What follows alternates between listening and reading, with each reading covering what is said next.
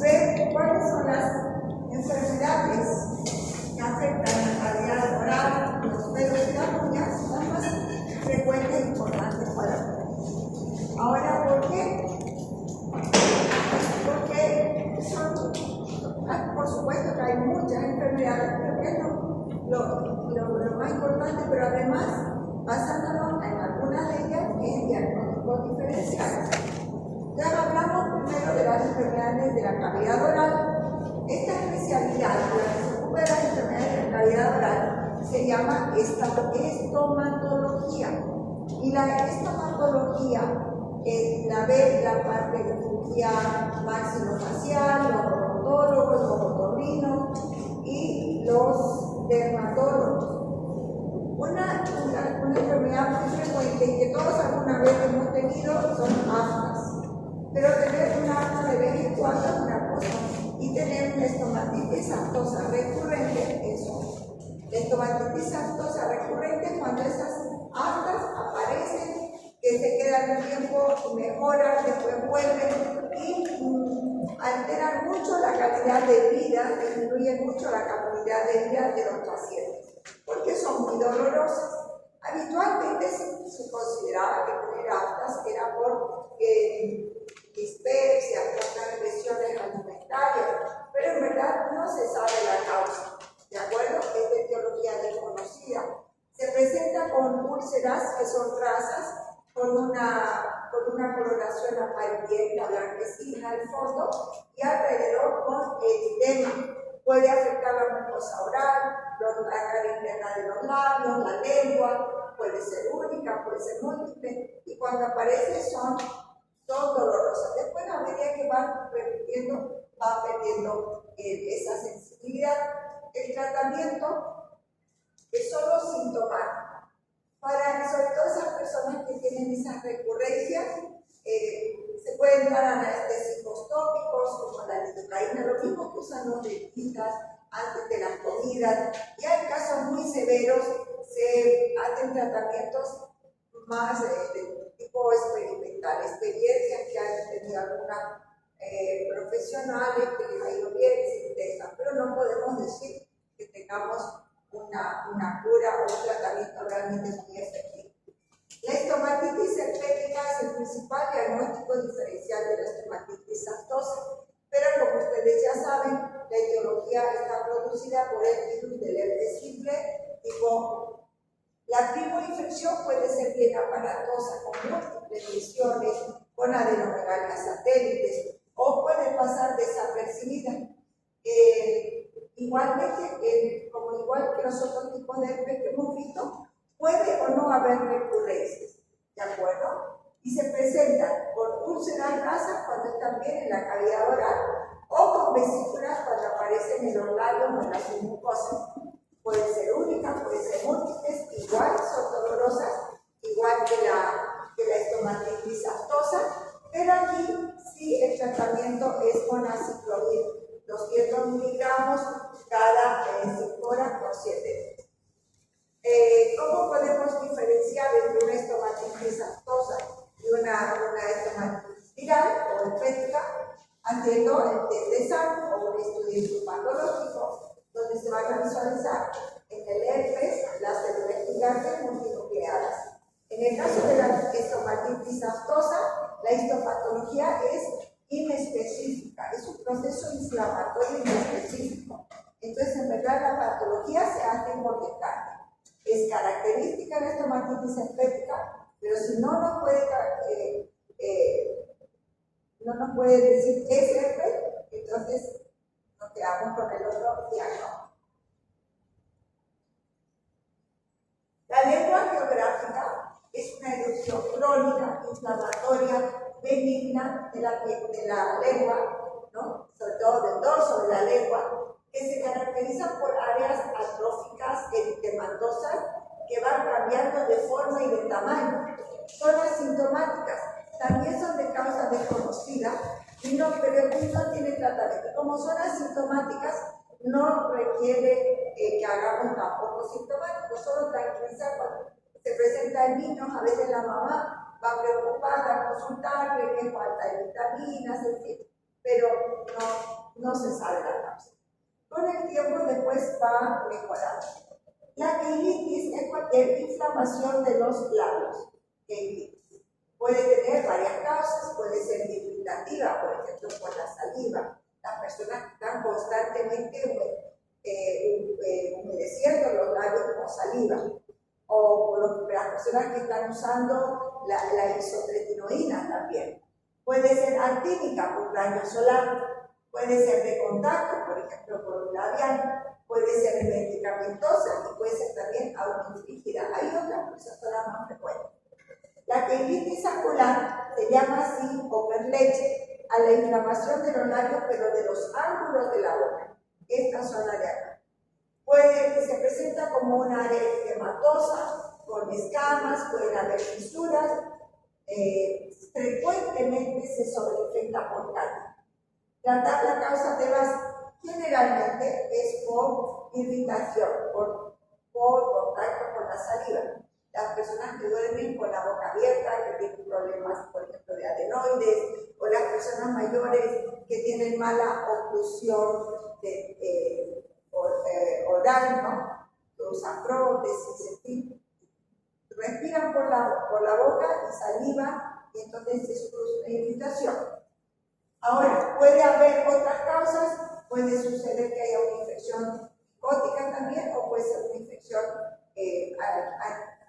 bacteriana. Mucosete es la tumefacción quística de las mucosas. La localización más frecuente es la cara interna del labio inferior. Y el tratamiento, aunque es totalmente benigno, el tratamiento es extirpación. Algunos pacientes a veces se suchan, ¿no? Y va a salir un líquido viscoso que es saliva concentrada. Y el tratamiento es quirúrgico porque generalmente molesta, se lastima cuando come, se lo muerde. Entonces, es muy difícil. El vagina es una infección viral causada por coxsackie del grupo A. Se presentan vesículas pequeñitas, discretas, bilaterales que afectan la faringe, amígdalas y el paladar blando. Es autolimitado y el tratamiento es solamente son sintomáticos. Hay que diferenciar de la enfermedad mano-pie-boca, porque afecta también la boca, pero también, eso acontece el otro, que no está en las diapositivas, también afecta las palmas de las manos y la planta de los pies. Es un cuadro autolimitado y el tratamiento solamente son con sintomáticos. La candidiasis, enfermedad mano-pie-boca. La candidiasis, la más frecuente es la forma pseudomembranosa. Hay otras formas, la eritematosa, nodular, hiperplástica, trófica, acrocitino-ovoidal, o por infección secundaria, como cuando vimos ese tipo. Vamos a ver la próxima semana una epicosis profunda o sobreinfección por cándida, ¿no? Pero la más frecuente es la pseudomembranosa. Esta se presenta como áreas que están cubiertas por una membrana de color blanquecino, rosácea, y que al retirarlas con un bajalenguas queda una superficie bien rojiza con puntos sangrantes, ¿no? Esto se da más en los pacientes que tienen alguna forma que se le ha bajado las defensas. Eso, por ejemplo, en los niños pequeñitos, en los lactantes, que es bastante frecuente, después de un síndrome diarreico. Las personas adultas puede ser después de un periodo de alguna enfermedad debilitante, pero cuando son cuadros muy severos o no responden al tratamiento adecuadamente, tenemos que también hacer estudios, pensar en la posibilidad de inmunosupresión. El tratamiento, aquí sí viene bien la listatina en jarabe, porque ya saben ustedes que la listatina no se absorbe, pero en el tracto gastrointestinal va a actuar de forma correcta, o pueden darle también fluconazol. La leucoplasia es una placa blanquecina que está bien adherida a la mucosa oral o a los labios. Es un cuadro que es crónico, es asintomático y tiene una potencial transformación a carcinoma espinocelular entre un 5 a un 10%. Aquí sí es importante hacer una biopsia para confirmar el diagnóstico y confirmar que no sea ya un carcinoma espinocelular, pero de todas maneras hay que tratar. No se le puede dejar así porque puede magnetizar con el tiempo. En este cuadro vemos los principales diagnósticos diferenciales. Unas úlceras únicas y agudas. Aquí me falta ponerle agudas en este cuadro. Serían úlceras traumáticas, quelitis angular, úlceras aftosas, herpes simple, unas úlceras agudas y múltiples, que sería la estomatitis viral también, o herpética, el tema multiforme, gingivitis necrotizante, siempre también averiguar si hay antecedentes de que haya comido, de que haya tomado algún medicamento. Las úlceras múltiples recurrentes, o sea que mejoran y vuelven a aparecer, mejoran y vuelven a aparecer. Pensar en estas dos opciones. Ahora, úlceras múltiples crónicas que aparecen y no desaparecen. Pensar en pénfigo, liqueplano, lupus eritematoso sistémico y sífilis. ¿Cuál de las? No hemos visto todavía. Sífilis secundaria. ¿Ya? Aquí en esta imagen tenemos una estomatitis aftosa, perdón, herpética, pero se ve exactamente igual, sea aftas o sea, se ven úlceras, rasas, con un halo eritematoso. Y lo tocan. Estas, en cambio, que es una estomatitis aftosa, casi no se ve, pues se ven estas lesiones blanquecinas, ya está en remisión, ya está desapareciendo. Esta es una candidiasis pseudomembranosa que parece como algodonoso.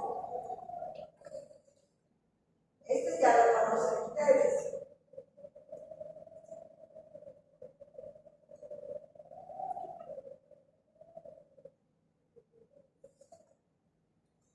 Estas vesículas confluentes, el racimo, ¿qué es?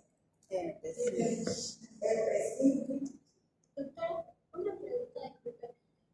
Dile, por ejemplo, no sé si tal vez que hay algunos que dicen que le besó la arañita. ¿También es eso o solamente sería? No, esa es una creencia popular. Esta es la lengua geográfica. Miren estas áreas departiladas o atróficas. El reborde está más eritematoso. Es bien llamativo, pero no tiene ningún significado. Esta de aquí también, lengua geográfica. Este es un mucocele.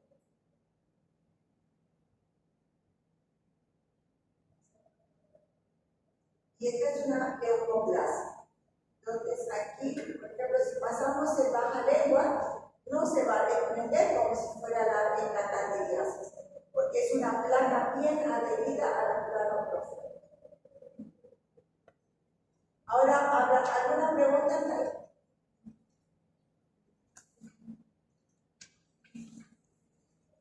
En la lengua geográfica mencionó el uso de la isotretinoína. No.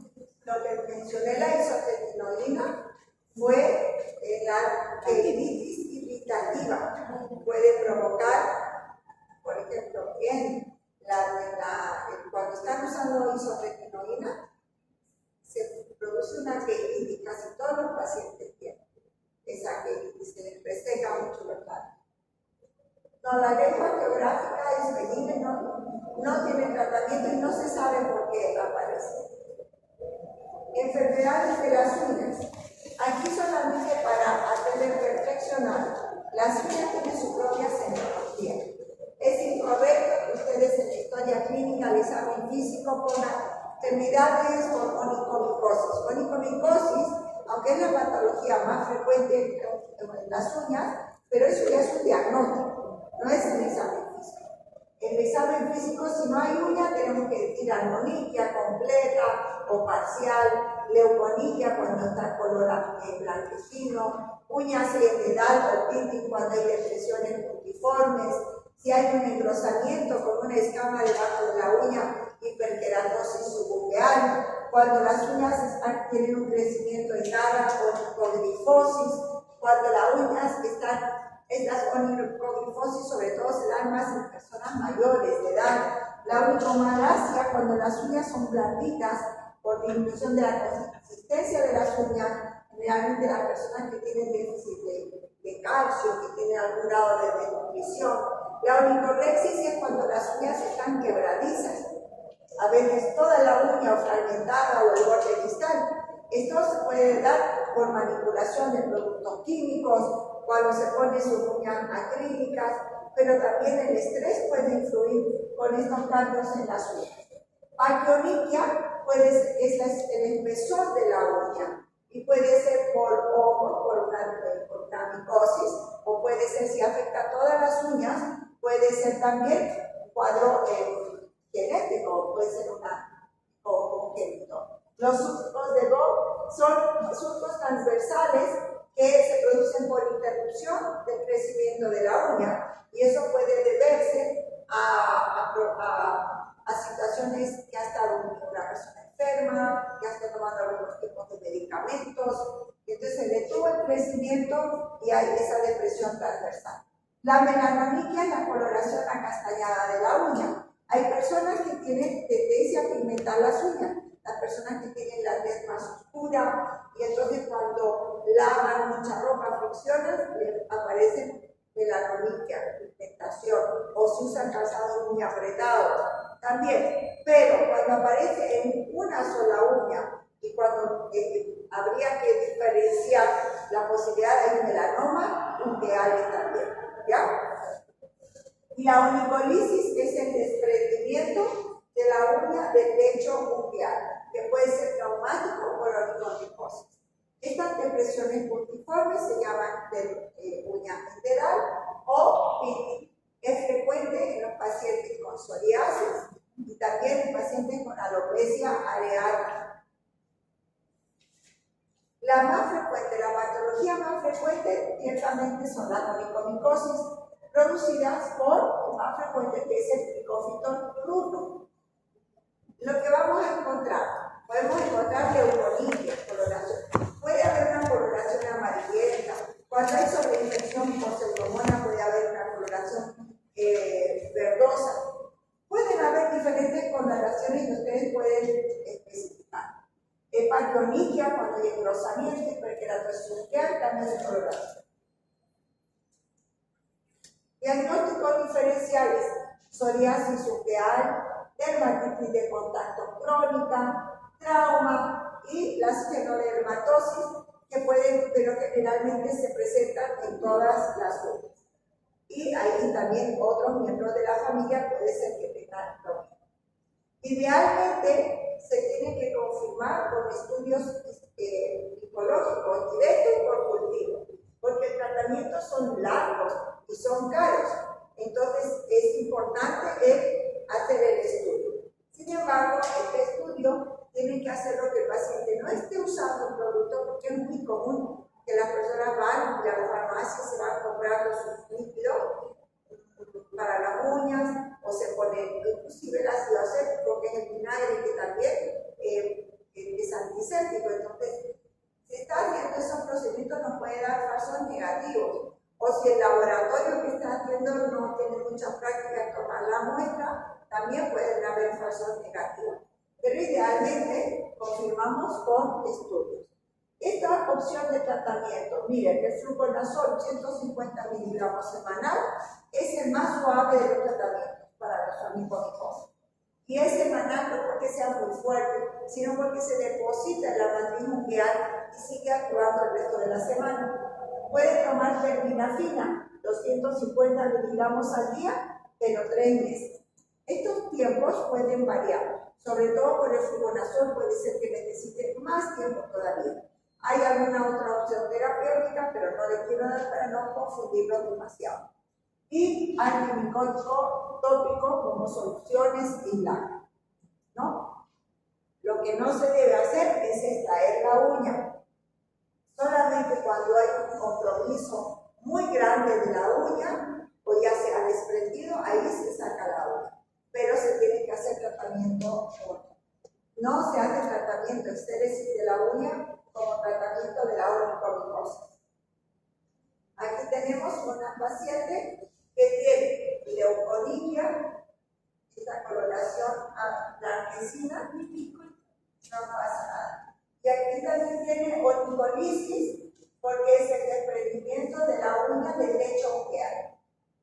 Aquí, por ejemplo, en la onicolisis es difícil tomar la muestra, es bien difícil. Aquí hay que tomar colecita. En cambio, aquí tenemos bastante material, hay una hiperkeratosis, pero hay una destrucción de la uña, ¿no? Entonces hay una hiperkeratosis y hay leuconidia también. Entonces aquí tomar la muestra es fácil. Aquí es más difícil y además tiene una sobreinfección por pseudomonas cuando tiene ese color verdoso. ¿Alguna pregunta? ¿No? ¿Por qué no se hace la exéresis? Porque el ojo está perdiendo la uña, pero también la matriz ungueal. No la matriz, pero el lecho ungueal. Entonces, la uña que sale nueva se va a contagiar.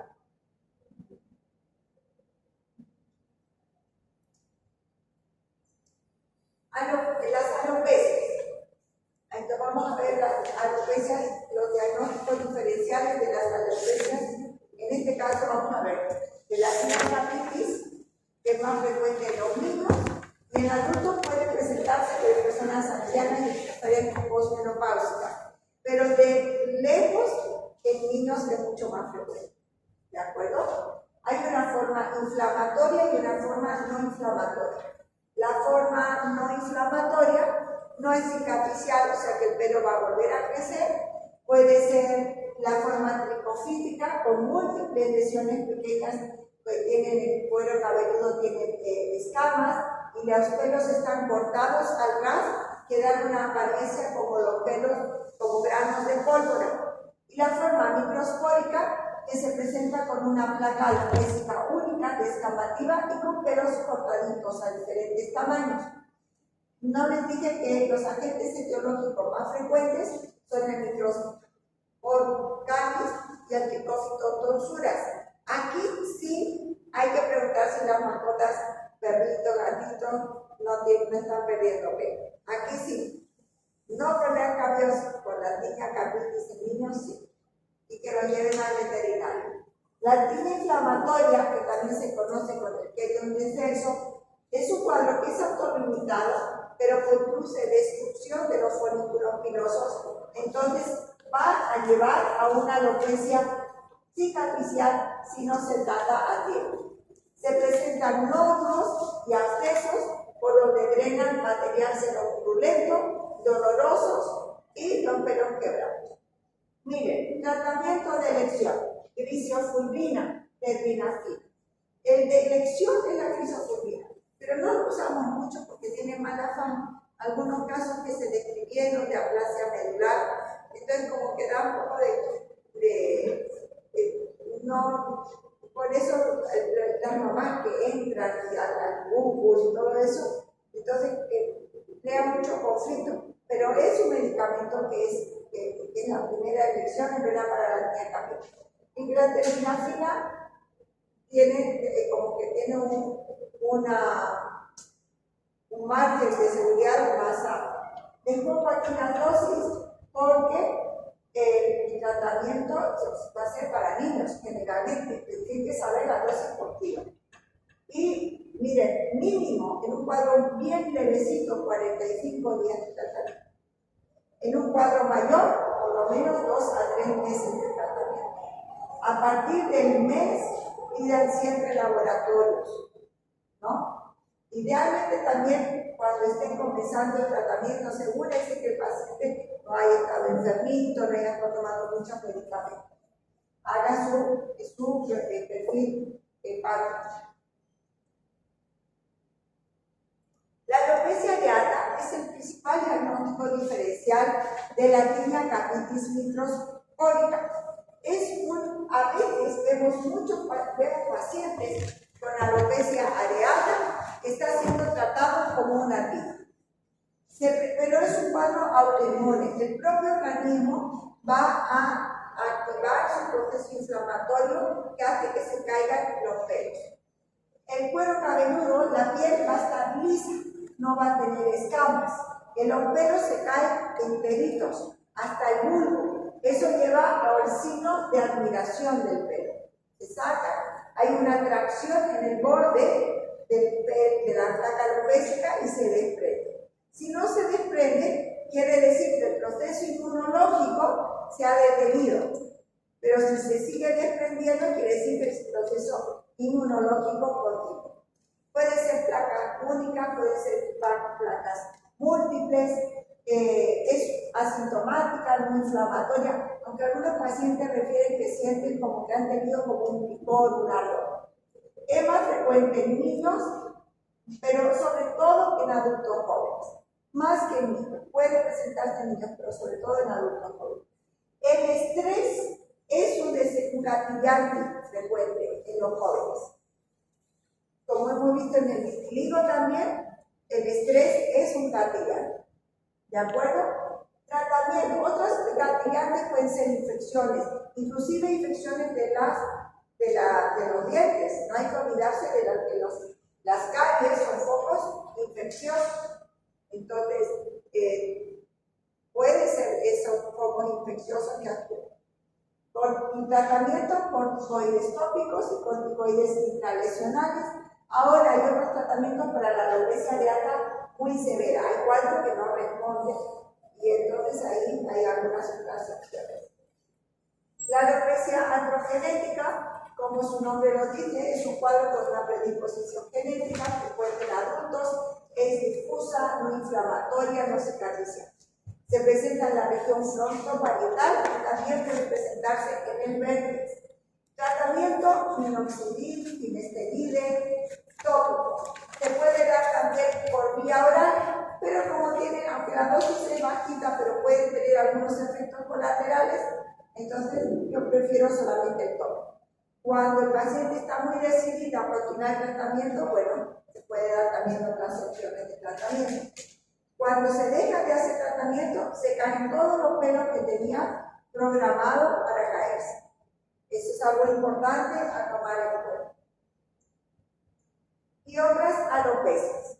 La tricotilomanía es la compulsión de cortarse o jalarse o arrancarse el pelo. Eso puede ser desde un luti, la persona que se está tocando el pelo constantemente, hasta un problema psicológico. En los niños, por ejemplo, puede ser que se hayan arrancado el pelo, no la laminera de cortarse el pelo con la tijera, sino que se arranquen el pelo y que digan, no, yo no sé, no puedo, no sé cómo, y que sea una llamada de atención de algo que le está pasando al niño. O puede ser hasta llegar al extremo un paciente psiquiátrico que se arranca el pelo, que algunos hasta se los cortan. Esa es la tricotilomanía que tiene todo ese espectro. El efluvio telógeno es la caída generalizada de todos los pelos que están en la fase telógena. El pelo pasa por tres fases. La fase anágena, que es de crecimiento, telógena, que es de reposo, y catágena, que es de caída. Lo normal es que se nos caiga el pelo, que son por lo menos 100 pelos al día. Eso se considera normal. Cuando cae más de eso, el paciente se asusta, es asustador. A veces llegan a la consulta con el bollo de pelos en una bolsa para que le creamos, ¿no? Eso pasa. O una cosa importante también en la anamnesis, preguntar, cuando se despierta, ¿hay pelos en la almohada, en la sábana? Porque que se caigan pelo es normal, pero si ya al 2000 también hay en la almohada, quiere decir que sí está pasando por un efluvio del ojo, ¿no? Es un cuadro que es autolimitado. Deberíamos poder tranquilizar a nuestro paciente y decir esto se va a pasar.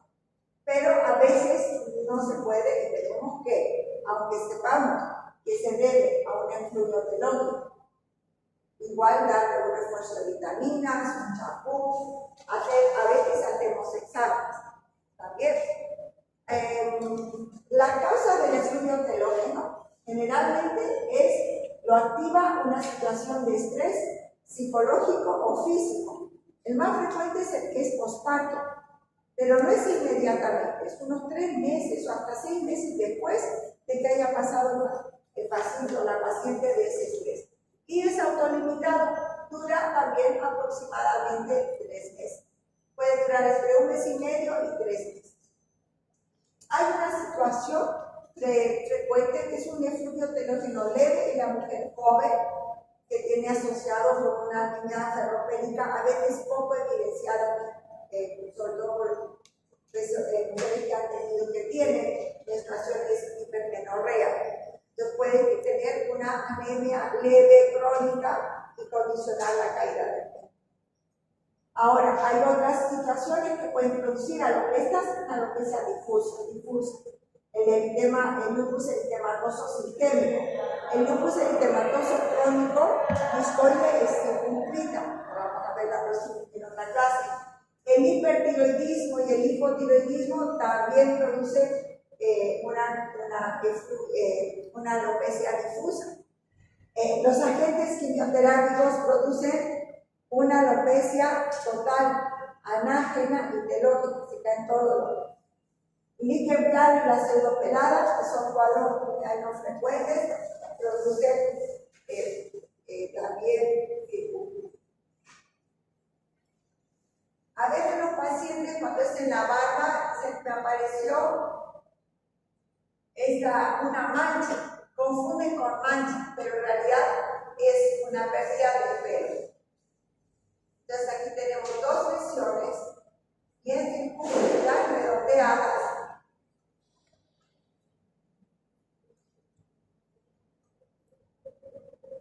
Y la piel está lisa, no tiene ninguna escama, tampoco.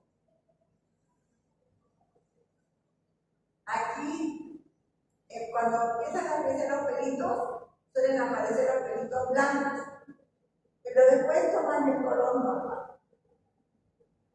Miren aquí, una placa redondeada, alopécica, sin escamas. Aquí tienen los pelos un poquito cortados, que pueden confundir un poco más, pero no hay escamas. Aquí hay una alopecia difusa, es un cuadro más severo, puede requerir otro tipo de tratamientos. Aquí es una alopecia areata, aquí en el cuero cabelludo, que puede confundirse con una niña microscópica, pero fíjense aquí en la ceja. Aquí es una alopecia androgenética, pero tal vez pensaron en la posibilidad de una forma difusa de alopecia areata y hicieron una lipiosis. Niacapitis, que también es una placa redondeada, pero la piel tiene escamas. Fíjense, diferente de la que hemos visto en la alopecia areata. Esta otra forma, esta puede ser tricofítica porque estos son los puntos que parecen granos de pólvora. Y si acercamos un poquitito, lo vemos más de cerca, vemos que tiene escamas alrededor del pelo.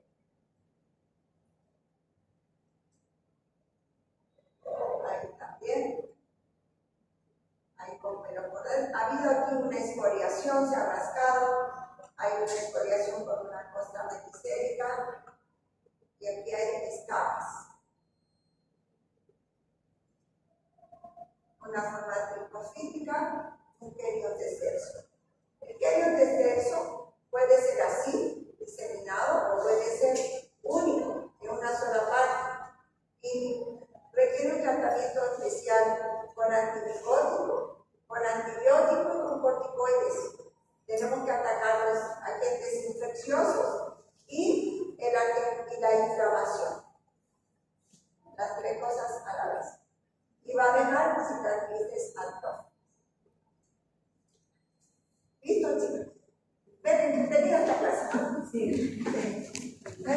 pesadas, más cortitas, son cosas que ustedes, es muy probable que ustedes vean.